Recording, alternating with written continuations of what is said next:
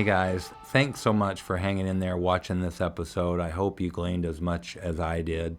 And please move on to the next one because there's more to come. And please help us out. We want to get this message out to as many people as we can. Please hit like and subscribe somehow, some way. It gets the message out better. I know I don't need that. Charlie's condemning me right now for saying this. But please hit the like and subscribe button. It's going to help more people view more God's answers to loving Him, each other, and raising a Christ-centered family. Thanks so much. Bye-bye.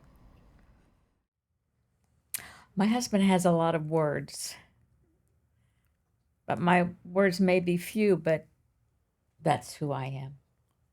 And I count it a joy that I've lived with a man that can express himself. And it's brought joy to my life. Simple. And is it this simple that and maybe I didn't hear you all right, but do I hear you also saying that as parents, as physical parents that bring children into the world, maybe that the most important thing we could possibly do is introduce them to their real father? Absolutely. And that we did. They went to Sunday school with Charlie. We were back Sunday night. It was Wednesday. It was camps. Our boys had all the opportunity in the world to know and love Jesus and live right for the Lord. And have showed it. When they left, they were equipped. And as parents, we are not responsible for what they do in their lives after that, other than to love them, to know that we're here for them. But it's more important for them to know we love Jesus than how we feel about them or how we feel about things. Because then it gets complicated. Because if a parent lives for their children after they've left,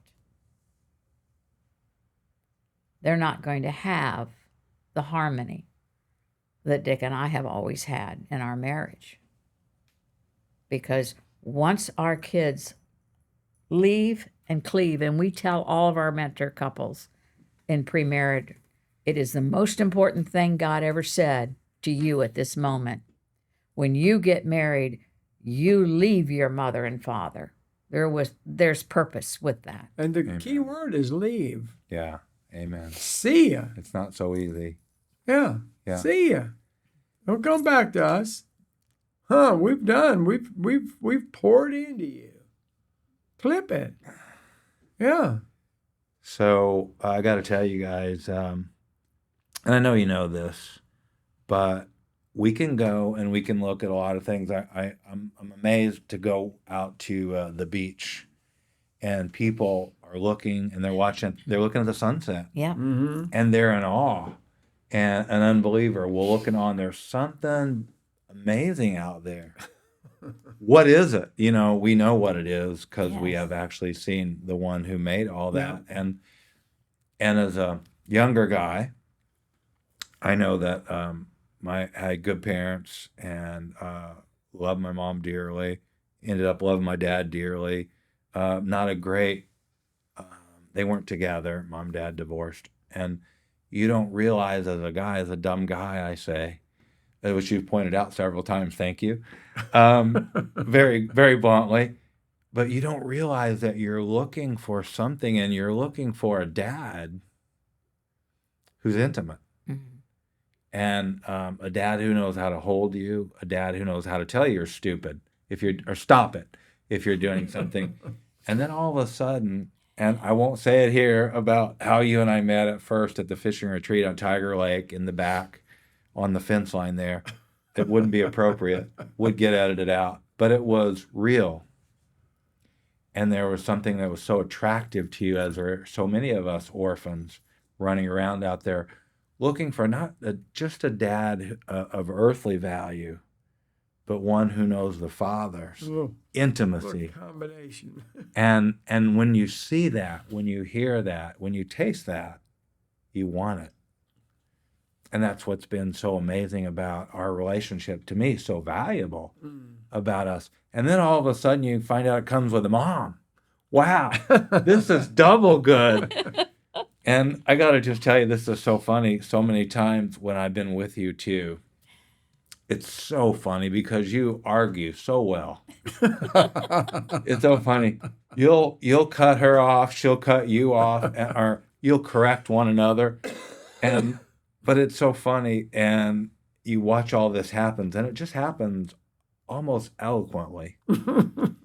And then to hear each one of you talk about the other one when the other one's not present.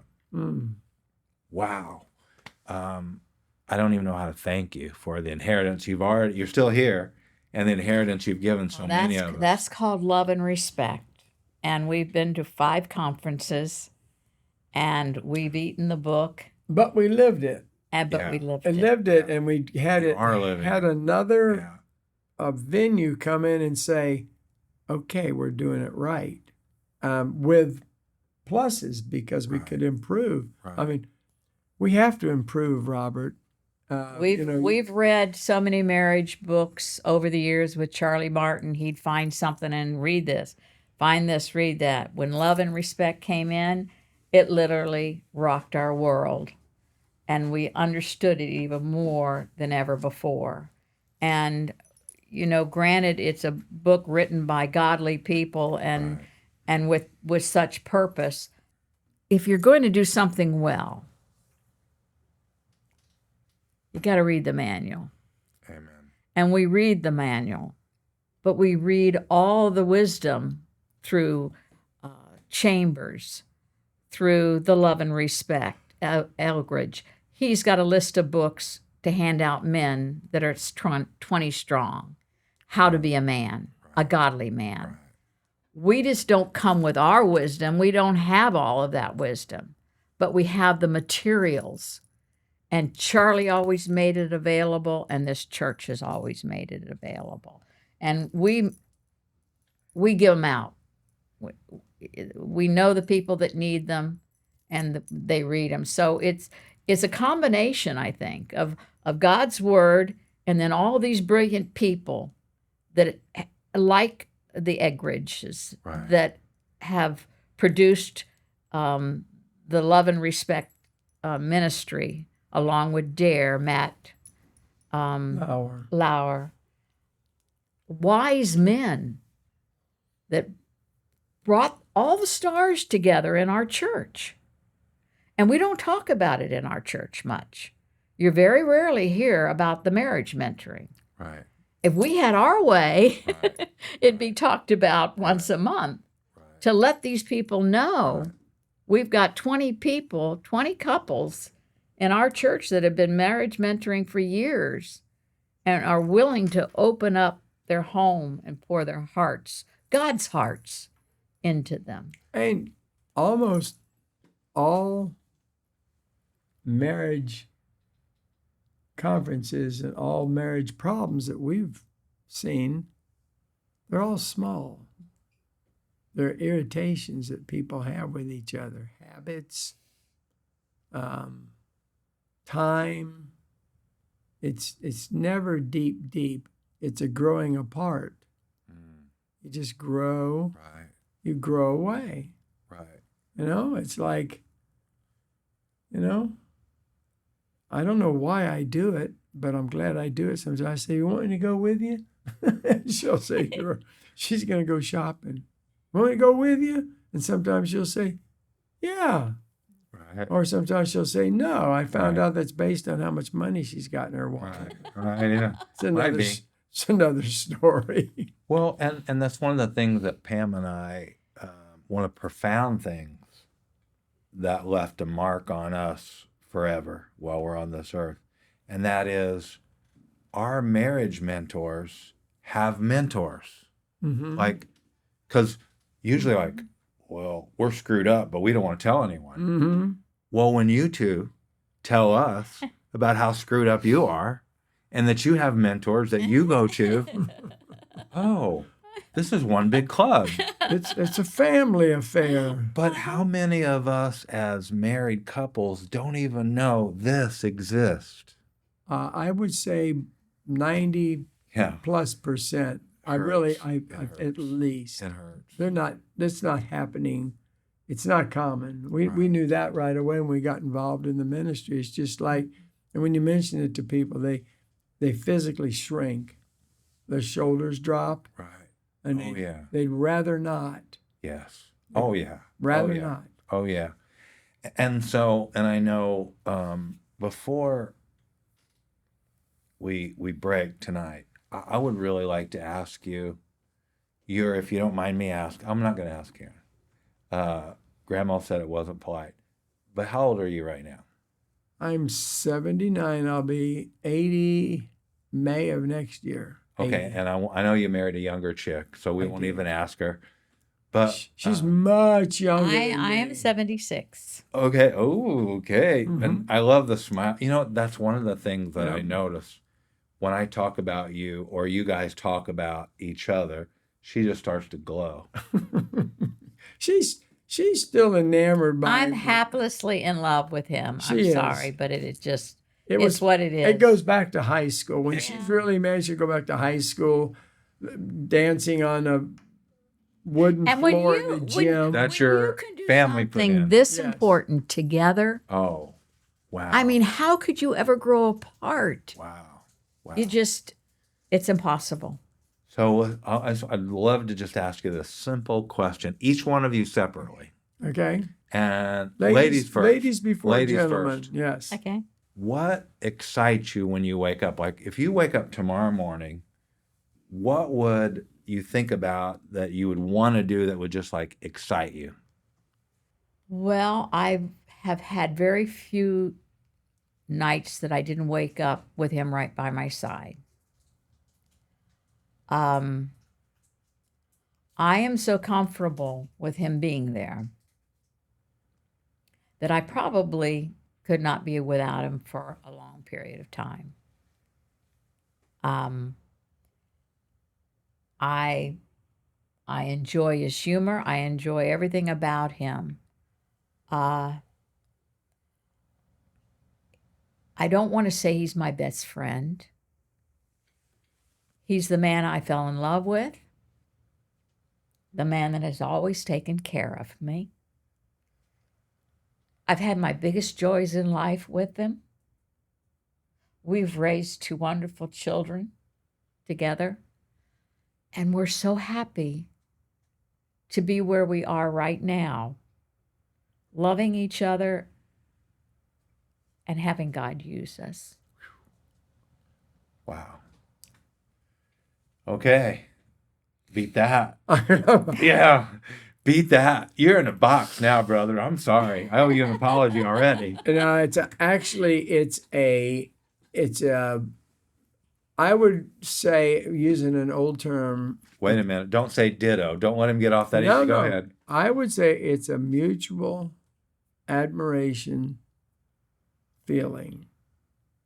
I love her like I did when she was 16, 17, but in a totally different way. It's transitioned. You know, I loved her as a little girl, and a cute little girl.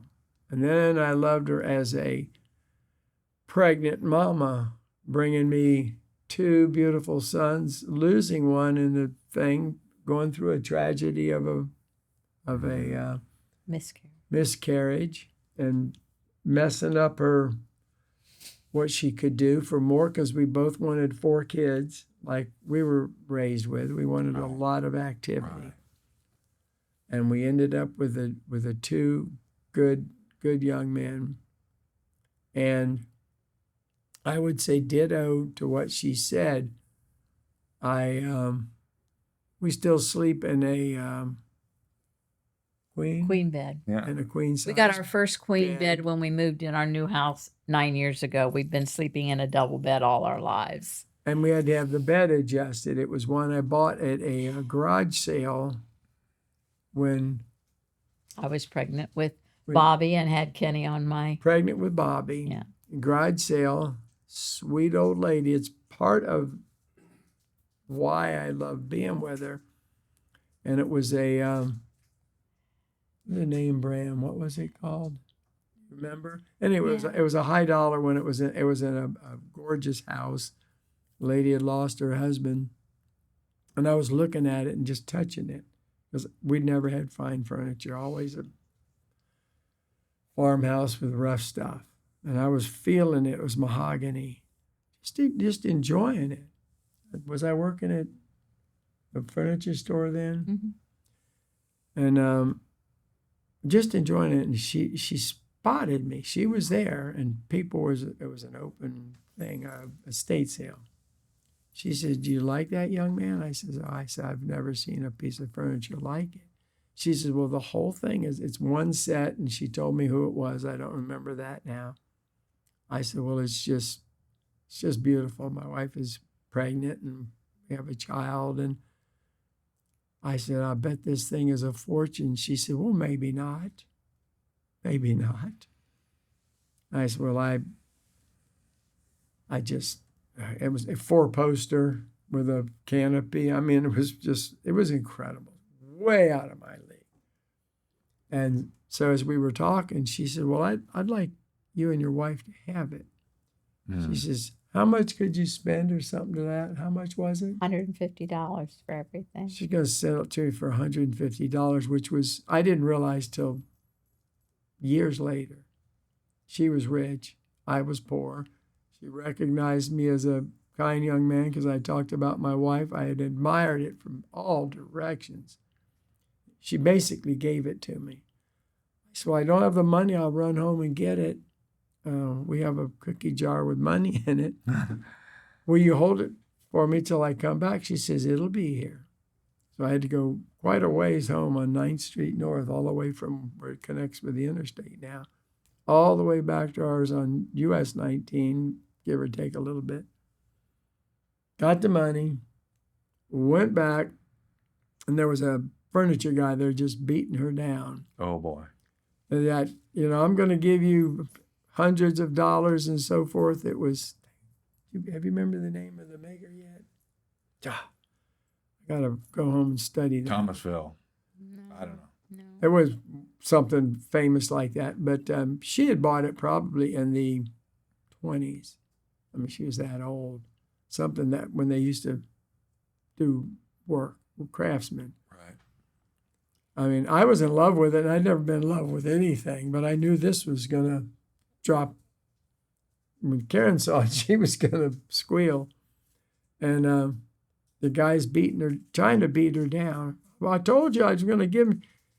What? How much is he going to give you?" "Well," she says, tidy little lady. She says, "That's really none of your business." Oh, my gosh. "I already told you it's sold. And why would I share that with you? Please leave us alone." Oh, my God. While I get who came back with me because I had to have somebody. I don't remember. But piece by piece, I took it apart, wrapped it. I brought lots of things with me, wrapped it. I think I had to make 2 trips, didn't I? What he's saying is he's very sentimental. Right. And Absolutely. We're still in the same bed. We are still sleeping in the same bed that we got when I was pregnant with Bobby, and he's 50-some years old. Oh, my God. 55. So 55 years old, and it was at least 100 years old then. So it's a 155-year-old bed, and it had to be adjusted some because they had to put a special thing in it to take the queen-size bed. It was a double, but I was explained by somebody you could make it. Anyway, there it is. The only thing I did wrong was let the canopy go. And I put it someplace, but it doesn't matter. It's still a gorgeous bed. And my dresser, I never had a dresser in my whole life. I mean, it changed my life. It was always junk. The drawers would stick. This is Drexel. And That's Drexel, what it is. Drexel was Good then, for and you. I think it's still top of the Standard. line. Yes. Yeah. And it comes up to here on me. So when you stand on it, it's like in the movies. Right. Like, who could have a dresser Right. like that? Yeah. But you think now it's just furniture.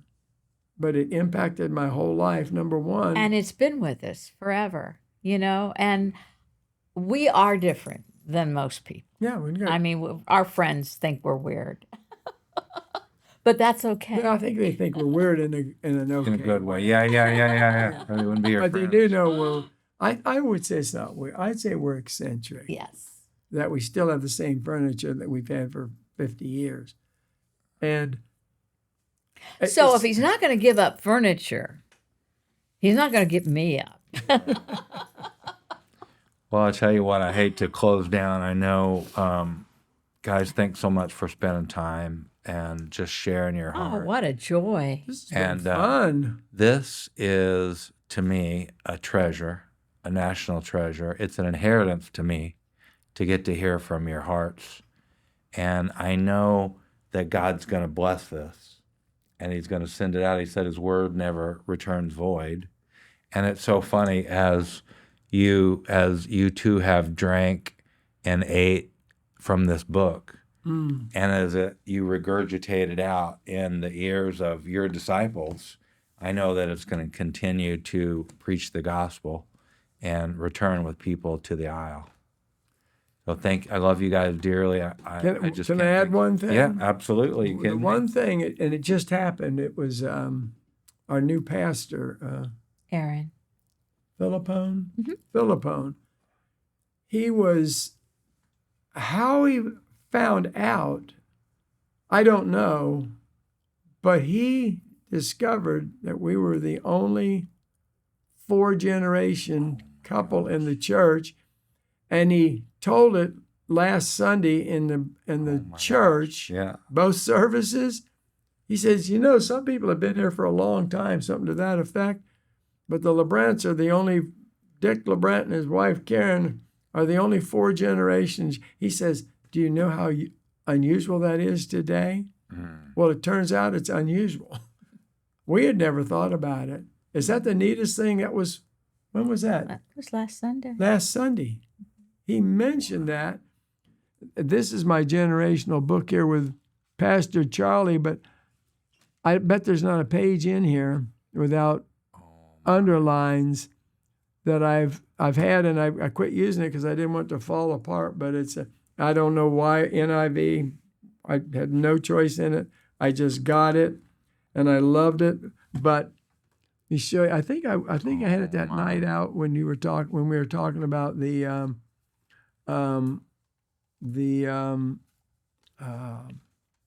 Proverbs. I was hoping you'd concentrate on. Mm-hmm. But in here, the Proverbs are just, I've got them totally destroyed. But I'm just showing my excitement when I had to get a new in Ecclesiastes. I mean, it's just page after page. I was like a starved, drowning man umpteen years ago. That's rather a long note. What's that about purpose? What is the ultimate meaning of man's existence? That's not shallow, but it was just, I was totally enamored And what and woman still am, and wouldn't I'm be starting so to read happy? it over again. To see her husband every morning with his face in the Bible. That's called security. That's called security. And you can't consume it. That's the thing that impressed me along the way. You start reading it, and I gave up. People said, well, just read the whole Bible. Well, as an educator, I said, well, that's just dumb. I mean, starting page 1 and keep doing it and doing it and doing it. I said, that ain't gonna work for me. I'm a random guy. I'm gonna move where the Lord says, look at this. Right. Look at this. Right. And I want it to affect my life at the time, because so much of it, you would be doing it as a prize or something you had to do because all your buddies have said, I read it from page 1 to the end. I thought, as a teacher, I don't get it. So I haven't done it, nor do I intend on doing it, because I don't think it was written that way. And my personal, professional opinion, he put it together so you can go anywhere at any time and hear his word. Right. Don't get tied up on. Right. Someone I think once said that a person who has a Bible that's old and worn and tattered is probably living a life that's not. That's, I like that. I'm I going to like write that that. down because it's true. Yeah, It's not. absolutely. It's just not. and when we're ones to take notes, I mean, every sermon. Then I was going to We make. tried to tell our new pastor, Aaron, to slow down a little Right. because we're older now. Yeah. But in this church, we had Charlie Martin that raised us. We had Jeff, our preacher teacher, that has taught us so well. Right. And now we've got Aaron that is a combination of both of them. We're excited. We're very, very excited about our new adventure with Aaron. I'm going to re-echo in case something got cut out. And you made a comment that was piercing, as you said, who wouldn't want to have a man that you wake up to that's got his nose in this book, and the security, the safety. And thanks for sharing that. So thanks, you guys. Appreciate you. Love you dearly. Please continue to pour in us and pour in so many. And I don't know where this is going to go. Not sure who is going to watch. I have a question. Yes, sir. I don't exactly understand what a podcast is. Mm-hmm. And is it something that you edit and draw down into something smaller, or is it something that you just play because you are sitting here doing this?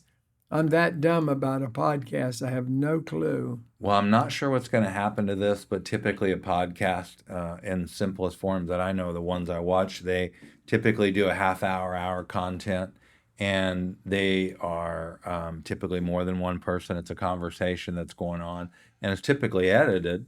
So you take out parts and so Yeah. you make it, because I thought that was awful long for, I mean, I enjoyed it, but I still don't know what a podcast is until what you just told me. And then where would you see a podcast? Well, you would see a podcast on YouTube, Rumble, on the air, or maybe on the radio. Those are on your phone? Yeah, on the phone, on the internet. We'll show you. And we'll actually, what Cole does in some instances, actually, our Josh going out to hang out with Cole, that was a podcast. That was a podcast. So that is a podcast. Yes, that is. So you do know what one is Yes, now. you do. I Because he did. watched that one. I did see that. I guess, is there a reason for the word pod? iPod, to watch or listen to something on an iPod, an Apple product. It's just a name brand slung out there and it's stuck. Okay.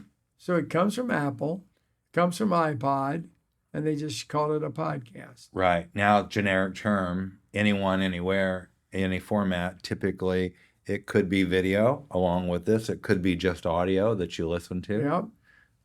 So That's what it is. that's what it is, yeah. Well, there you go. We just did a podcast. It's pretty much not broadcast. Yep. I guess that would be the way to say it. It could be It's put out on a could be closed 5 medium. minutes, Yeah. Could be 2 minutes. Could be 2 hours and 25 minutes. A podcast could. No way. Yeah. What? Do you, How long were we on?